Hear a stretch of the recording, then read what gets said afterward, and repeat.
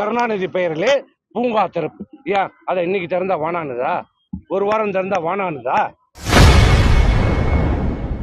முன்னாள் முதலமைச்சர் கருணாநிதி ஊழலில் கைதேர்ந்தவர் என கடுமையாக அதிமுக முன்னாள் அமைச்சர் சி.வி. சண்முகம் தாக்கி பேசியுள்ளார். ஒரு போலீஸை போட முடியுமா என்று கேட்கிறார்.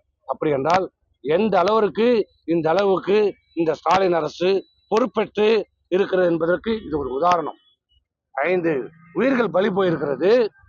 ஆனால் அதை பற்றி துளியும் கவலை இல்லாத இந்த ஸ்டாலினுக்கு நேற்று தன் தந்தை பெயரிலே பெயர் வைப்பதில் மட்டும் இந்த அரசு குறியாக இருக்கிறது.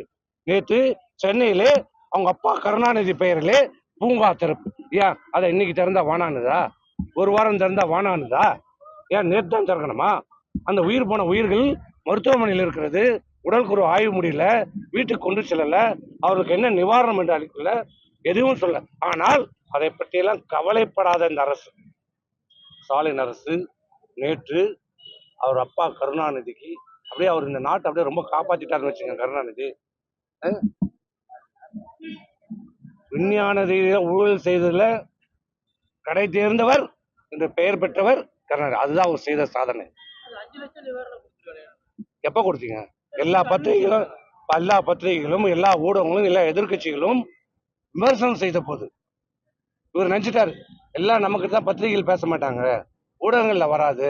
ஆனா காலையில் அப்படிதான் இருந்தது. ஆனால் மாலை அனைத்து எதிர்கட்சிகளும் கூட்டணி கட்சியில் இருக்கிற திருமாவளவன் கண்டனம் தெரிவித்தார். விசாரணை வைக்க வேண்டும் என்று சொல்கிறார். அவர் கூட்டணி கட்சியில் இருக்கிற காங்கிரஸ் முதல்ல நிவாரணம் அறிவிக்கிறது. அப்புறம் தான் ஒரு தூக்கத்திலிருந்து கலைஞ்சு வராரு. ஓ, கூட்டணி கட்சி மீண்டும், அதான் நான் சொன்னேன்ல, கூட்டணி கட்சி நேரம் பார்த்துன்னுக்குறாங்க.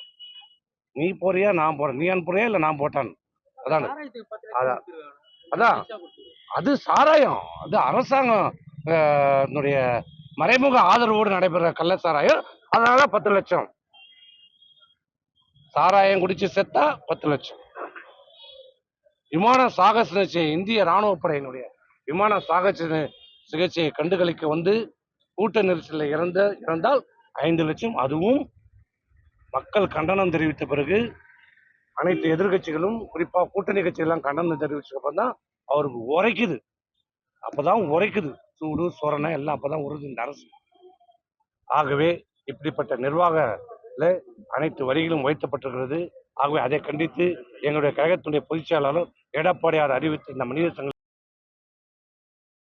செய்திகளை உள்ளது உள்ளபடி தெரிந்து கொள்ள ரெஃப்ளெக்ட் நியூஸை சப்ஸ்கிரைப் பண்ணுங்க.